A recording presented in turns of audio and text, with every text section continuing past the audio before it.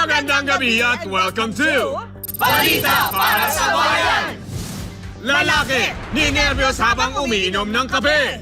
Ayon sa balita, ang lalaki ay ninerbiyos habang umiinom ng kape sa bahay ng kanyang girlfriend. Nang makita niyang padating ang kanyang misis!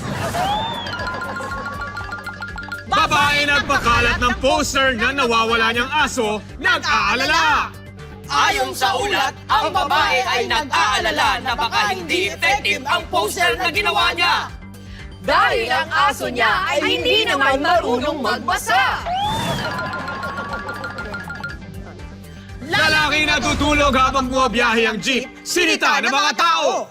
Kapag alaman na ang nasitang lalaki na natutulog habang nasa biyahe, Ay ang mismong driver! Nagpapanggap na holdapper, muntik nang maaresto. ayon sa investigasyon, ang lalaking nagpapanggap na holdapper ay pinusasan ngunit hindi tuluyang hinuli.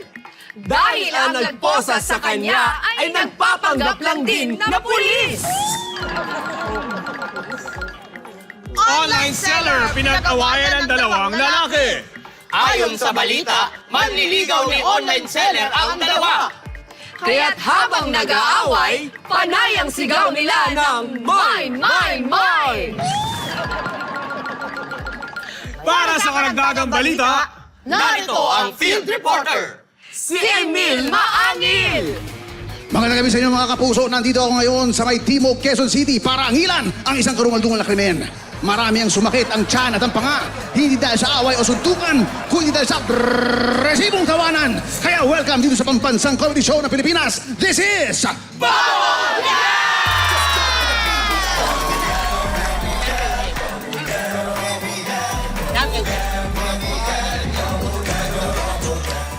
Ano bang klaseng date na to? Kanina pa tayo magkasama, pero nakafocus ka lang dyan sa cellphone mo. Sorry, may pinapanood kasi akong tutorial sa YouTube. Anong tutorial? Paano mag-focus sa kadate? Ano ba naman yan? Kanina pa tayo nag-date dito, puro ka naman cellphone. Sorry. Ang gwapo mo kasi dito sa picture mo sa dating app. Kaya mas gusto ko na lang tignan to kesa sa'yo.